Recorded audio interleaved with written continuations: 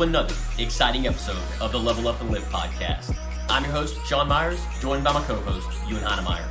And today, we're embarking on a journey to unravel the mysteries of indecision. Yes, you heard it right. We're diving deep into the topic of what to do when you don't know what to do. We'll explore practical strategies, insightful perspectives, and actionable steps to help you break free from the shackles of indecision and stride confidently towards your goals. Whether you're facing a personal or professional dilemma, or simply feeling lost in life, this episode is tailor-made to provide you with the guidance and clarity you seek. So buckle up, because we're about to uncover the next steps you need to take to navigate through uncertainty. So it was kind of like a blind side, like an unknown blind side, which sounds really strange. This is a few months ago. I had a opportunity, a deal come across my plate, and it was something that was newer to me, and I wasn't sure what to do with it.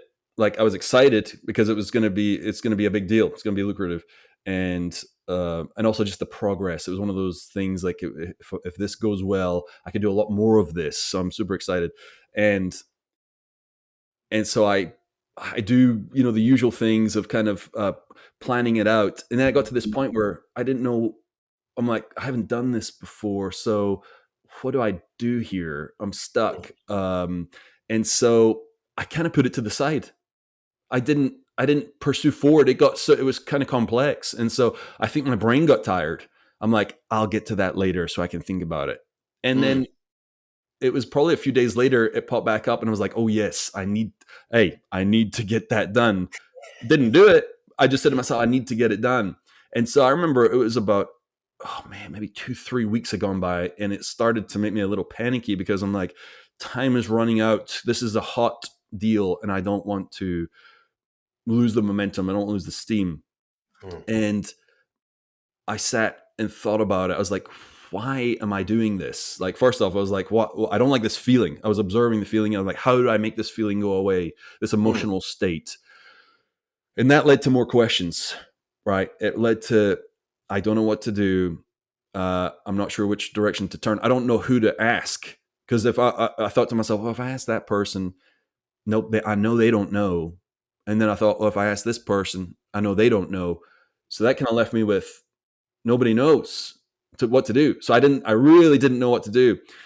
And as you're listening to this story, like, maybe think to yourself as well, like, when was a time you didn't know what to do? Like, there was just a lot of steps, something you hadn't done before, not sure what direction to turn. So I remember, if I was to really think about how I ended up getting the ball rolling, was to pause and reflect. And this is very interesting.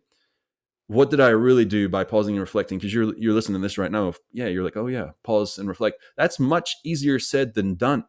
Because when you're rolling and you're going and you have a lot of things on your plate, you got a lot of good things going, stopping is almost painful.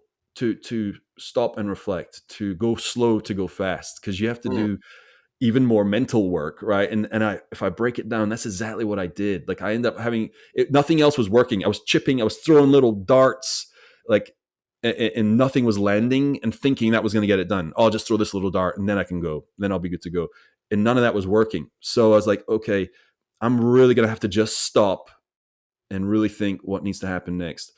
And my next step was, I went to go ask one of the people that I thought wouldn't know the answer. And he didn't know the answer, but he was able to help me get clear on what the next move was. And he actually took some steps that helped me get the deal done. Wow. So just think about that, and of course this is very specific to me, but this shows up everywhere. If I speak to, I love to ask questions, as you know, and as I ask, like, you can always find out something someone hasn't done and why have they not done it. And it usually revolves around about not knowing what to do and not taking the time to figure out what the best step would be. And it's getting out of your own prison by doing that, right? Because it's like I said earlier, it's an emotional state that doesn't feel good. And yet that you drag that along with you until it's resolved. And then distraction kicks in. Okay, this doesn't feel good. I'm going to do something else. Do you resonate with that, Sean? Yeah, man, I do. And one of the when I'm hearing you share that story, one of the things that pops in my mind is like when I don't know what to do, when I have my why and I have my emotional compelling nature behind it, and I know I get up every single morning and I have the energy, the vitality to do that and strive towards that goal. But when I don't know what to do, that drives me insane. That pulls my peace, Yeah. that pulls my bliss, that pulls my joy. Emotional And that's state. what I heard. Yeah, that's what I heard you saying in your story. It's like you're constantly thinking, your motor's going and you're spinning every single day thinking, I don't know what to do in this situation. And so I think it leads to our second point, which is seek guidance. And that's what you did. You went and sought guidance from an individual. So doing something is better than doing nothing, Yeah. right? When you don't know what to do. And And it's so sneaky. I think it's sneaky too because a lot of times we're like, well, I know what I would do in this situation. Well, that's a situation that you would know what to do in, right? And we all have that. Like if you because I'll hear people say, "Oh, I'm struggling with this." I'm like, "Oh, I know what to do with that." Well, then that's not a thing I'm not faced with not knowing what to do in that situation. So this always shows up for people. And when you genuinely don't know what to do, you genuinely don't know what to do. And so I think this sequence that we're going to discuss today is going to be super powerful because what is the result? What is the outcome when you do get unstuck, when you do know what to do? Man, you get to go where as you want to go so much faster and you're not taking all that negative emotions with you day after day. Yeah, so seeking guidance, that really got me out of the pinch. That would end up being the linchpin. I'm curious, you and your thoughts on, because I've tried to help coaches and even people in my life where they've tried to do multiple things with their health, lose weight, or eat healthier, and they find themselves going back to the same habits, right? So they've paused, they've reflected, they've sought guidance, but it seems like it's a never-ending story. So they continue that. It's not just a one and done, right? Where they Mm, keep moving the needle. They've literally put that on repeat. Paused and reflect, seek guidance. Got the guidance, right? And then the guidance didn't work. Pause and reflect, seek guidance. So I'm curious your thoughts on that with those individuals because I have a few thoughts, and my first thought is you don't give up, right? mm, Because you have your emotional compelling nature, you have your why, you have your purpose, you have your vision. Because it's like what we shared on the last episode, the little guy digging for gold, right? The one that's digging for gold, he's digging for gold, he's digging for gold, and then you got the guy below in the picture that gives up, right? 6 months in, and then the other guy that's still digging for gold, and 12 months in, boom, he finds out his answer, right? By consistently having the resilience, the mental fortitude. And so I'm just curious your thoughts. You want to yeah, share a little your thoughts on that? man. One thing I've been focusing on here recently, and with you saying that is, I find it works well, especially with like coaches is to know that there's a good chance you are going to slide back to what you were doing before because that's human nature. You go up and then you have to come down at some point. You can't just continuously go up. You're going to hit plateaus. You're going to take Yeah, backward steps, and that can derail people when that happens because they just thought, "Oh, I'm good forever. I got the answer. I'm good. I'm on the outward path." And before they know it, they find themselves stuck, and they don't have a game plan for that. Right? that's right. Um, if they know up front, hey, this is a good chance that this is going to happen. I'm gonna do well, and let's game plan it out, break it down. If I slide back, well, I expected it. That's going to be good. And here's my game plan.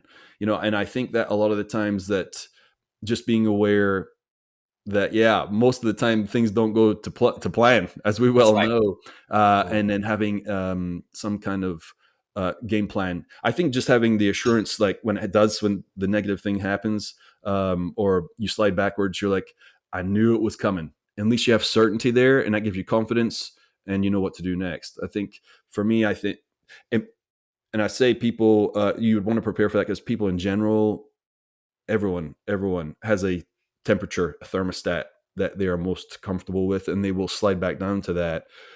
Here's the thing: as you continue to improve and be consistent, like you were just saying, That's that right. thermostat rises. I remember when I went keto, uh, which is all fat diet, right? It was 80% diet, and when I go to, it was a Mexican restaurant.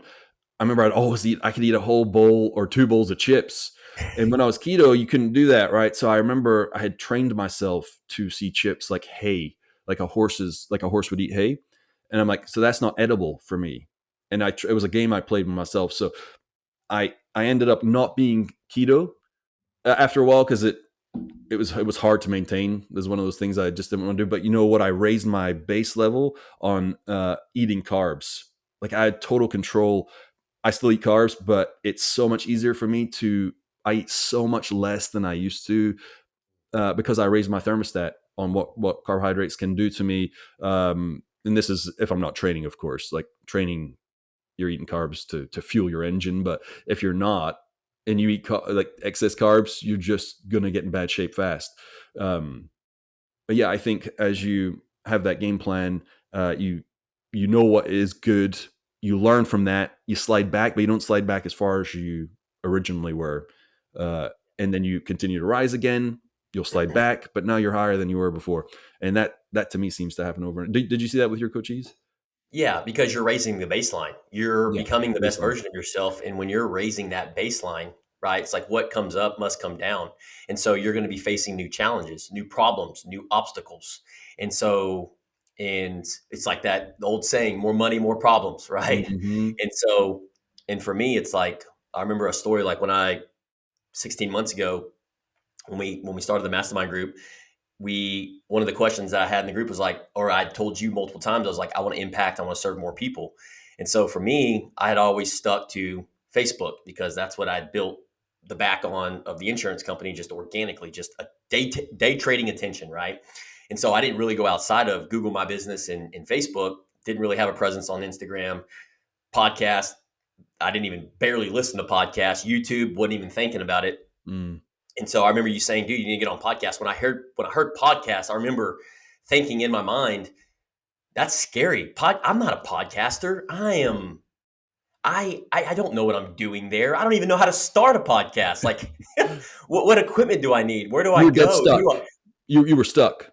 I was stuck, right? And Like, so I didn't know yeah. what to do. And the way my brain works is I always have to be moving forward. Meaning like I don't care if I have to move forward to move backwards. And what I mean by that is, even if it's a setback or a stepping stone or a failure, or I look like a complete idiot, it doesn't matter to me. And here's why: is because I'm not focused on the outcome and the failure or the obstacle or the setback. I'm focused on the macro, the vision, the serving and the impacting. That's what kept me going. That's what kept me searching for answers and seeking guidance. Right. Most people will And stop at the I don't want to look bad though. Like you're moving forward, even if that means moving backwards, which means looking bad, and so they won't take the forward step to go back to then go forward, right? But yes. you do that regularly. It's kind of like we just discussed on the Tuesday episode for the High Rocks breakdown. The macro was 60 minutes, uh, and I knew I was going to have to look bad in order to even play the game. I know this is not going to be pretty.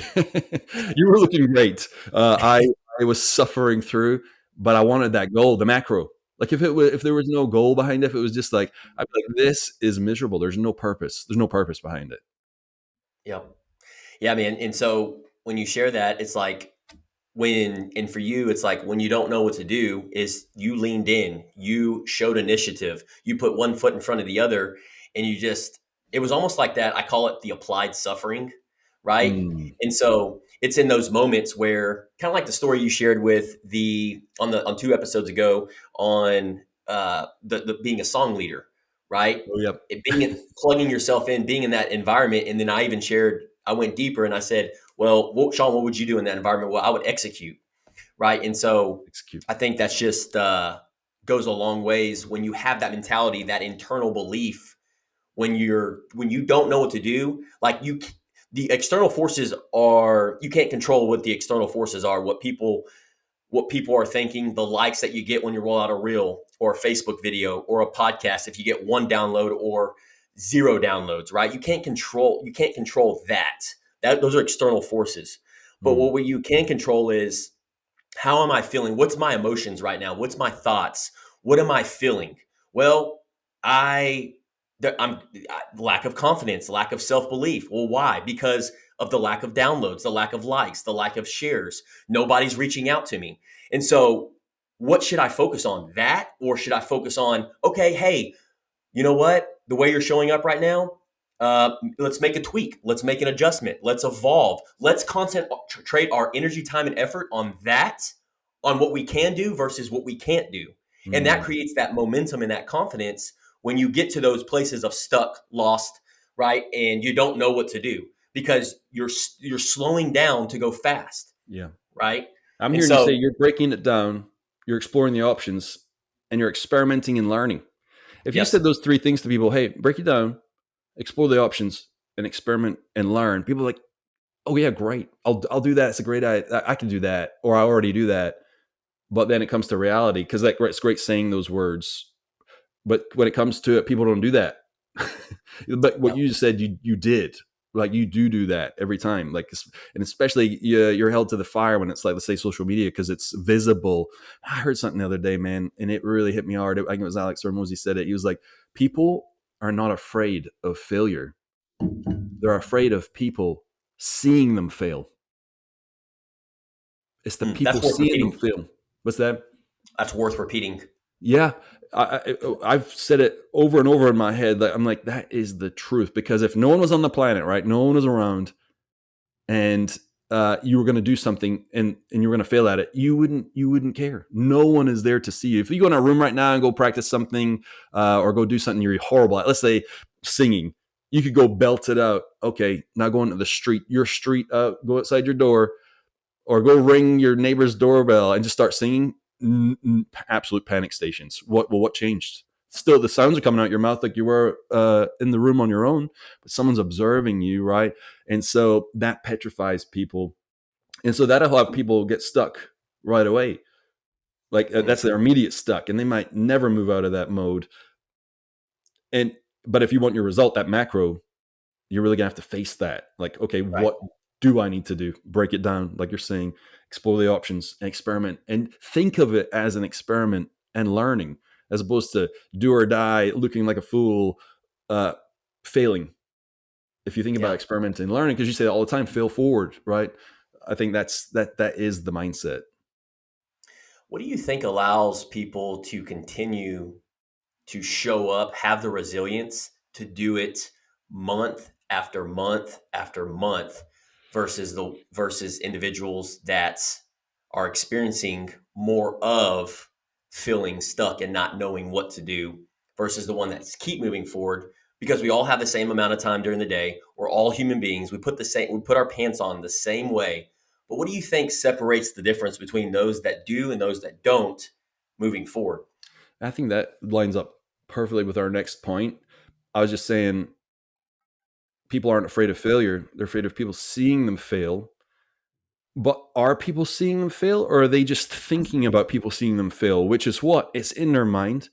Yeah. And so whose thoughts are they having? The other people's that are seeing them, or their own projection of those? It's their own thoughts. They're treating themselves like that, which is sadist. It's masochistic. It's you're hurting yourself when you think those terms. Those people aren't thinking that. They don't even know your thoughts, and you don't actually even know how they might think. They might Mm, hear you singing and be like, "That's great job. Thank you for coming to my door. I was having a terrible day. Thanks for coming, ringing on the door and singing to me. That was awesome. Can you come back?" But you yep. thought, "I would never do that. It'd be so embarrassing. It'd be petrifying." That's how people think.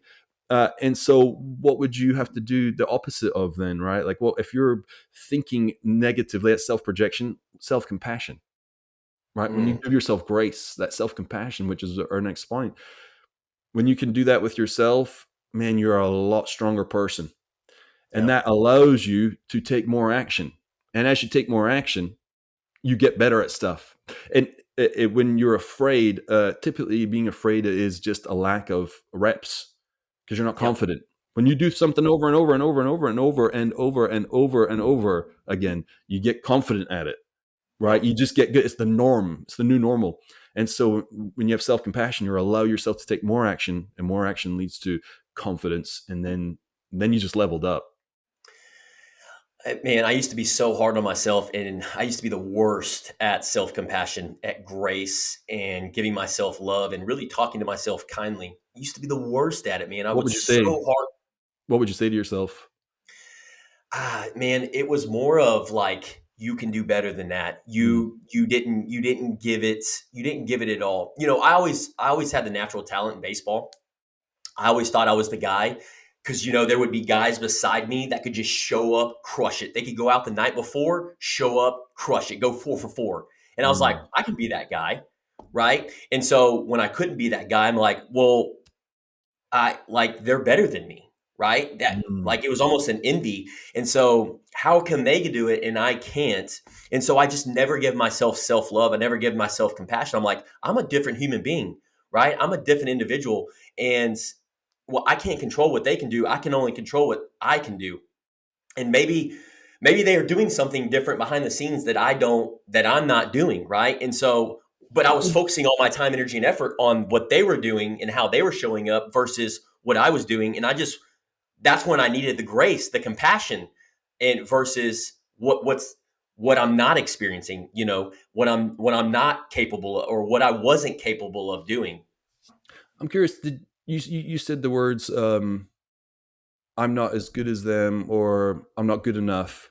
Would you ever say to yourself, "You idiot," like "you dummy"? Like, Would you ever call yourself those names? Or I never did any of that kind of talking to myself. wow. But what I did do is I had an unrealized talent, Ewan, and I never tapped into it. I never tapped into it because I never did the work behind the Yeah. scenes, right? Yep. The dark work, as Anthony Trucks, in the line of work that he does. And I resonate so much with that because I never did that. I was never taught that, right? I was too focused on what society was saying, what society was doing, what the people around me, my teammates, and not what I was thinking, how I was showing up, my momentum, my confidence, my belief, my compassion, my self-love for myself. I never I never had that within. It was all external forces. And Do you know so, something interesting hearing you said, dude? Like, I was very curious because you had no hint of you calling yourself like a name, but you would just, it was more of a being and comparing yourself to how you were. But for me, I'm almost not the opposite of, but I would do it like I never looked at other people and thought they were better than me ever. I always thought to myself, I am the best. And if they're mm-mm, beating me right now, it's just because I have not done the work. But I would tell myself all the time, you idiot, yeah, you're not smart, you're dumb. So I really would talk negative. Yeah. So it was about self-negative. my smarts, like my physical capabilities. I knew that with enough time, I could do anything physically, and I always had that confidence. But like mentally, like I would beat my character up, and that would make me afraid of failing or looking foolish. Putting my hand up in class was not. Man, I would get so red, so embarrassed. Mm. Totally stuck in those terms. Like couldn't get past that. So I was just curious, like how did different people think? People think differently, and you think that way, and but you were kind to Often, yourself. Not You didn't call yourself dumb or an idiot, which is that sounds nice. yeah, no, I guess I have gratitude and gratefulness that I didn't talk to myself like that, and I couldn't because if I did, then I don't think I would have did some of the things that I haven't done in life, as far as baseball and stuff like scholarship. I was always I was very big on, I didn't concentrate my efforts, my energy on self doubt or uh, the negative talk, like what you're talking about. Yeah. I would It was almost like a facade. It was almost like all my energy and all my confidence was built on what people thought of me and how they saw me. So if people were praising me, if people were clapping for me, if I was the go-to man, if I was the guy in the cleanup, if I was starting, then that was my self-worth, right? And so it's a disease. It's a problem because then you're at how you show up, your vitality, your bliss, your joy, your happiness is external forces. It's surface level, right? And so it was almost like I was trying to be the Superman. I was trying to be facade for everybody else around me. And so the problem with that is when times get tough, right, and you get older, and you get in your 20s, your 30s, your 40s, your 50s, you start building a business, and then you start receiving these different messages from your spouse or from your employees or from your team members, your community. And because you become this public figure, well, then how I'm showing up is based on their external force, and how, my feelings and emotions is based on what they're thinking of me. And that is not a quality of life.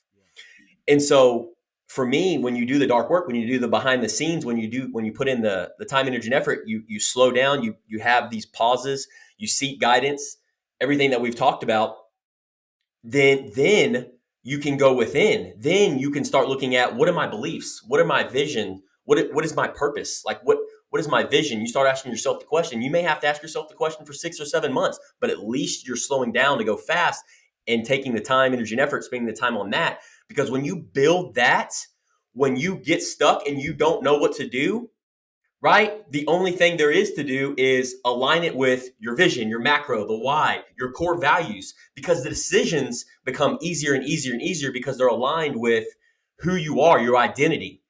And then you take action, right? Which is kind You of like take our action. final step. You take action.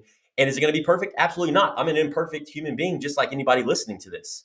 But when you align that with, now I'm concentrating on everything within my values, my beliefs, and my vision, you become this unstoppable force, and you don't care you don't care what other people necessarily thinking about you, if you get those likes or the reels or the shares, or if you get the downloads on podcasts, if people come up to me. I don't care. All it is to me is, oh, I just need to show up the best version of myself, work on these different things that are aligned with my values, and the right people will come. And that's what I've been doing for the last 18, 20, 24 months, which is will create momentum and confidence, is like what we're talking about, to Yeah. take more action, massive action. That's a belief. Like when you believe it, you don't really care what other people believe, and Right. that's attractive, right? Because a lot of people don't have those visions. They don't have the belief, and so they're kind of wishy washy. They might either be a hater or criticize, or they're going to follow you and want to be part of it. And that's what helps you push through. And it's so funny to hear. Like it's exactly the same for me, but it wasn't on. But it was like I said, on the intelligence side. Like it wasn't on the physical.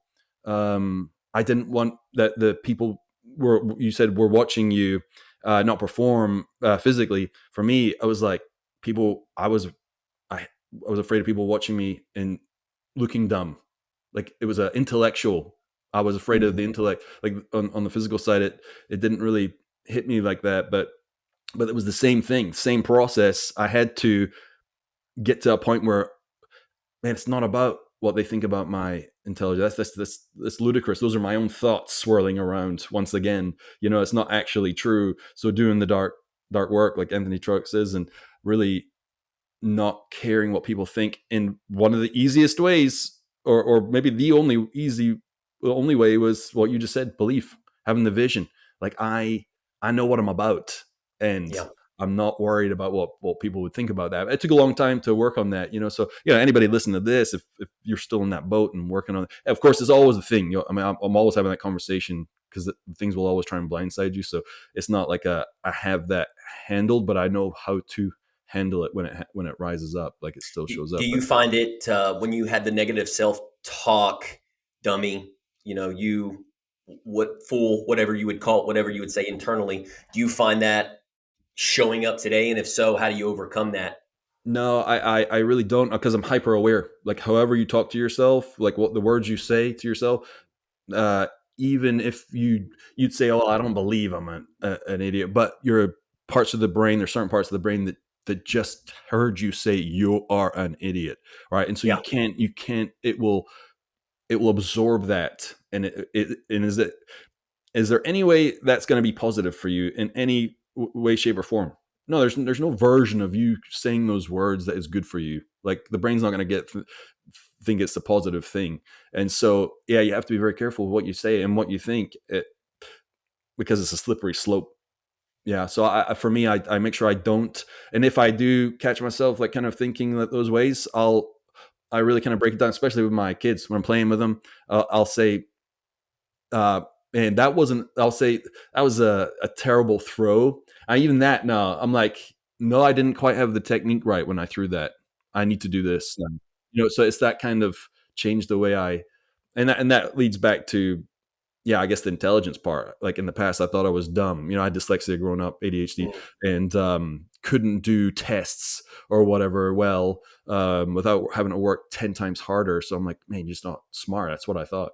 And so something didn't go my way, but like, yeah, you're an idiot, and so Yeah. that would negatively impact me. So yeah, I've spent a lot of time working on that, and it's made a big difference, not thinking those ways. But what about you? Like, I mean, you kind of spoke to it, but you don't think that anymore, right? Like,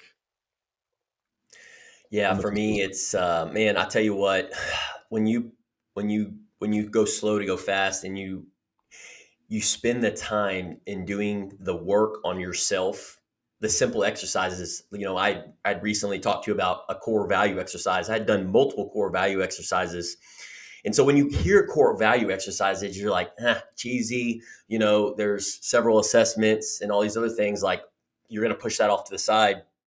At least that's kind of what I did. I've always heard about purpose and why and core values, and I was like, I don't need to do that. And for whatever reason, I never did it, right, up until a few years ago. But when you and now thinking back and talking about it on the podcast now, I think the reason I didn't do it, Ewan, is because I was like, I don't need to do this. I'm fine the way I am right now. you Mhm. know, Yeah, and it was a lie. It was a lie I'm telling myself, right? Because I was just in the rat race. I was doing the same thing over and over, expecting different results, yeah, right? Whereas it was just I wasn't improving. I wasn't making progress. And us as human beings, we want to see that progress. We want to see that baseline move. At least if you're listening to this, right? Level up and live. You're wanting to become the best version of yourself. And it wasn't until I slowed down. I said, you know what?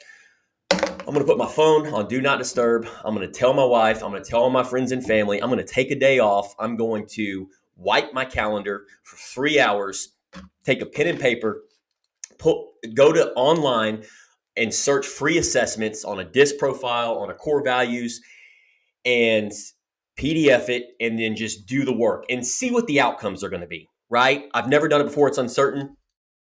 But man, let me tell you something. When I slowed down enough to do that, my life has never been the same. It's only been for the better. And I've just been able to impact more lives because I see the progress in working on the importance of these core value exercises. It's like what I was so excited to share it with you recently. I said, man, I've done multiple core exercises, but I'm going to send it to you. And I emailed it to you. I don't have to check your email box, but I got it. me I and saw it. me and Kendra did it on Sunday, and I told Kendra, I was like, "Babe, here's my core values. I know I've done them before, but they've kind of tweaked, because it's been a few years, and visions, whys, our purpose, they change. They change every 2 3 years, and I haven't done it in a couple of years, and so I was excited to share it with her. And you know what she did? My wife goes, well, let me take it real quick. Oh, I I love didn't it. even ask her to do it, Love right? it.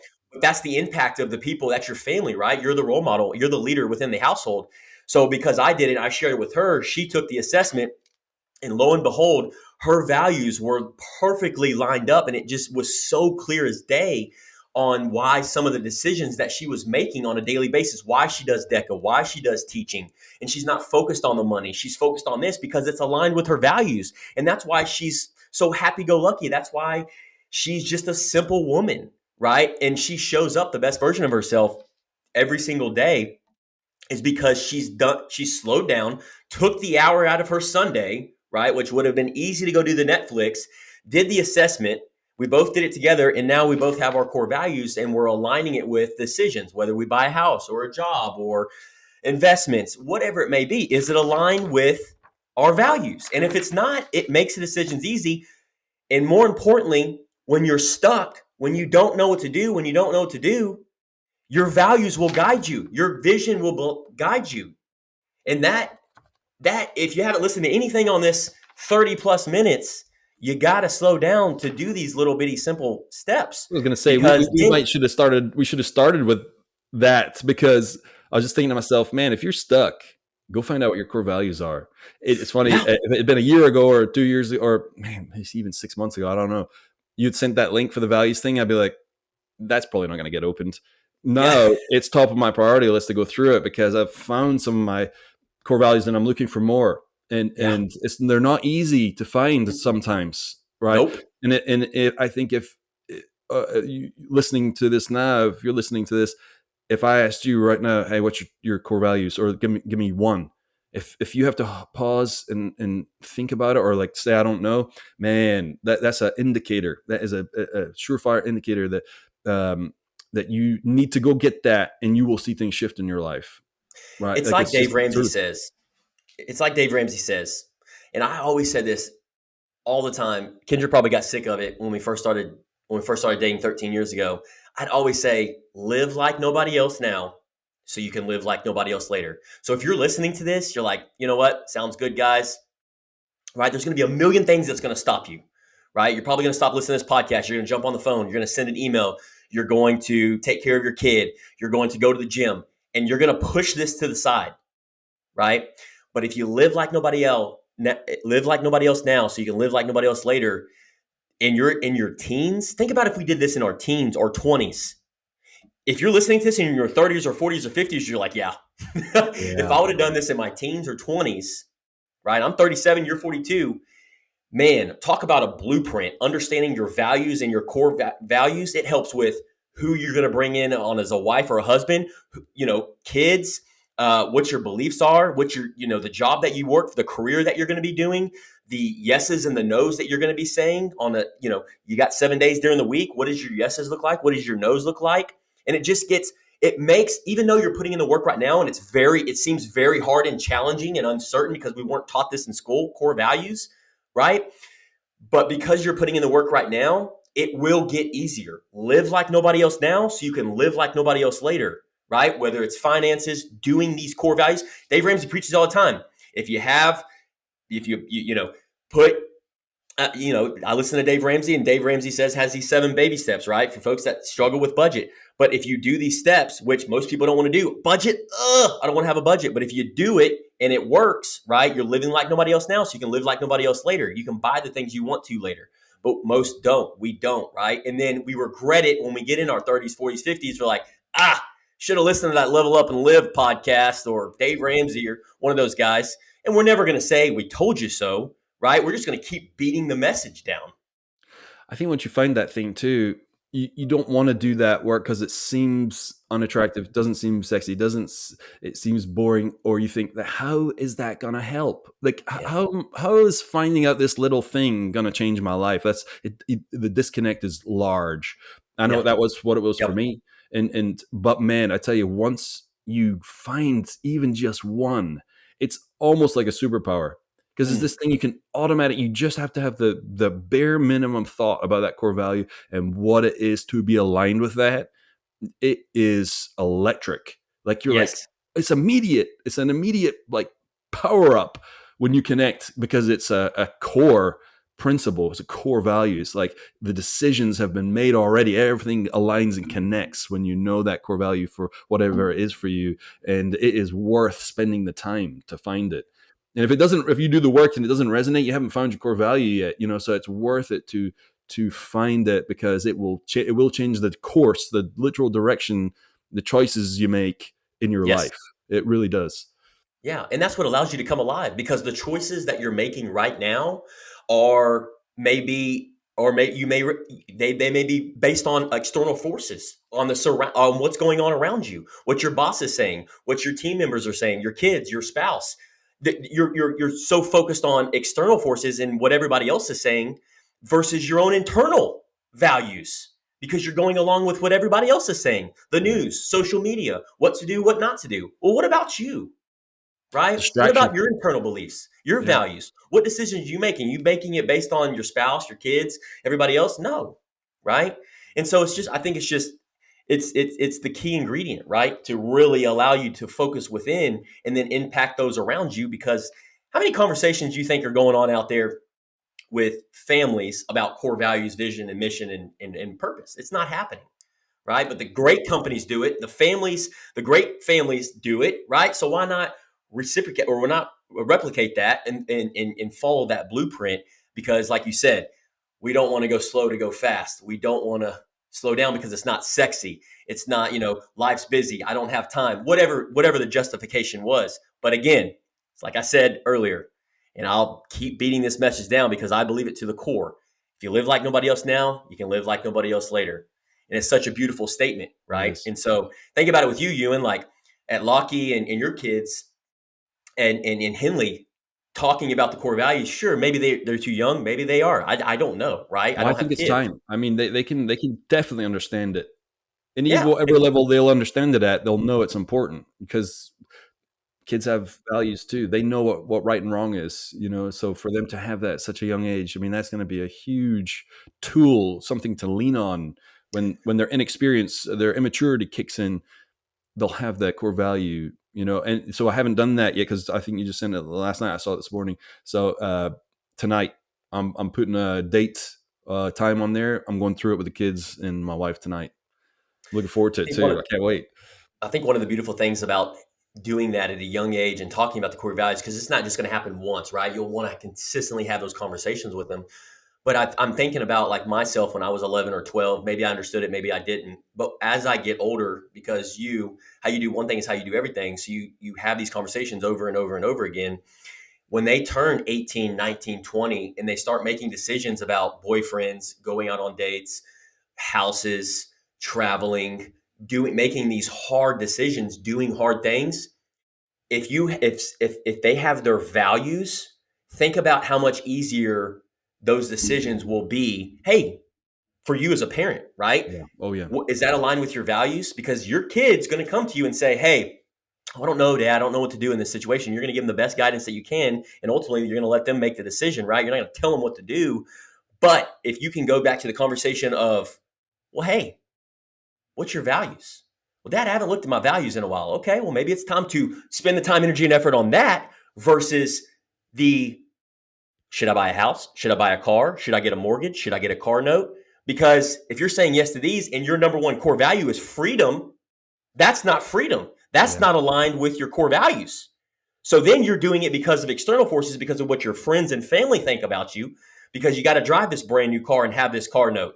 Dude, you're dropping nuggets, gold nuggets right here, dude, because I just realized you saying that I don't know what my kids' core values are. Like, it's super important for them, but for me to know, the conversations that we would have in certain circumstances that I'm thinking about would go completely different. Instead of me saying, well, this is why, blah, blah, blah, blah, we're going to totally shift that over and be like, hey, remember when we talked about what was important to you? Can you think about that lined up with this? And can you justify to yourself that this makes sense? How does it Mhm. feel? Because it's a feeling, right? Is it not a feeling when you Yes. think about when Yes. it's aligned and not aligned? You feel it That's because right. we're human beings, we're emotional, we feel things. Yep. And when they will be able to determine, yeah, that doesn't align with that thing that I'm highly connected with. Here's my decision. And it'll be their decision, not mine. Because if I'm making Bingo. decisions for them, see you, that's dictatorship. And I'm not going to be that kind of dad. So dude, I'm very excited. Like I'm very intrigued. Yeah. Even more than I thought I would be. Very excited. A wise man once told me, I mean, kind of for the sake of time, we can wrap things up, but a wise man once told me that the quality of your life will be based on your emotions and your thoughts, right? What is your emotions? Is it negative? Is it self-taught or self-doubt? Is it worried about what other people are thinking you, judgment, envy? Your quality of thoughts and your emotions will be the quality of your life, right? So take that with a grain of salt. And when you know yourself, when one knows their self, authentic, true self, what allows them to come alive. And how do you know yourself, Sean? Well, you have to do the dark work. You have to do this stuff that we're talking about because remember, what you do now, right? You will either think your future self or you won't think your future self. And so I talk to so many people and they look back and they go, man, I wish I would have done that when I was in my teens or in my 20s, right? And so I think doing the work, slowing down, going through these bullet points and going back, listening to this episode again, right? Taking notes and taking action. It's never too late That's to a do good starting this. place. Never too late to do it either. Like Yeah. you might think, oh, I'm not 20 anymore. Man, even if you're 60, 70, this is Yep. appropriate today for everybody. 100%, man. That's a beautiful, beautiful phrase, man, because yeah, emotional state. How do you feel, man? I want to enjoy my life. It doesn't, Yeah. you don't have to suffer. it can be another way. So man, I appreciate you saying that, man, because that rings true for me big time. Yeah. And just kind of the final note on this one is at the same time, it's like a lot of us consider ourselves perfectionist. I know my wife, and she'd be okay with me saying this because she even says it herself. She's a perfectionist, right? Her creativity, she likes things to be perfect, and me to a certain degree as well. Like whether it's my garage or whether it's my house or whether it's my truck or whatever it may be, right? And so I have to constantly focus on myself to be intentional and make it a priority to be flexible. So there's been times where I found myself stuck or not knowing what to do. I have to be flexible because I'm not going to have the exact answer on, hey, Sean, here's the blueprint. You need to do this, right? And this is the outcome you're going to get. So be flexible. That's kind of the final note that I want to share is be flexible in this journey, in this process of moving the needle and doing these things, hard things, right? That nobody is going to do. And I know if you're listening to this, you're different. You're wanting to level up and live. So just follow these ingredients, these tips, these tactical actions. And man, I guarantee you in 6 months, 12 months, 18, 24 months, you're going to come back and go, I am so grateful that I took action. It was hard. It was not easy, but I went slow to go fast. I lived, Sean, and Ewan, I lived like nobody else then, so I could live like nobody else now. And if you just let these words ring in your ear for the next 6 to 12 to 24 months and you put your head down and you go to work on yourself harder, you're going to come out and people are going to be like, who are you? Who are like, where is this? You have become the best version of yourself. You are Unstuck. Yeah. Give me some of that, right? You are unstuck. You show up differently. Your presence, there's something about you. And so it's not about what you say, it's about what you do. It's the action steps that you take moving forward. So that's all I got. On that note, man, level up and live, brother. Level up and live, brother. And there you have it. Another empowering episode of the Level Up and Live podcast in the books. We hope you found today's insights valuable and actionable. Remember, the journey to self-discovery and growth is ongoing, and we're here to guide you every step of the way. Now, before you go, make sure to hit that subscribe button so you never miss an episode filled with transformational wisdom. Also, we'd love to hear from you. Leave us a review sharing what you liked about today's episode and how it resonated with you. Your feedback fuels our passion to continue delivering content that uplifts and inspires. Lastly, don't keep this treasure chest of knowledge to yourself. Share this episode with a friend, a colleague, or anyone you know who could benefit from our discussion navigating uncertainty. Together, let's empower each other to level up and live our best lives. Until next time, keep leveling up, keep living, and remember, the path to greatness begins with a single step. This is Sean Myers signing off.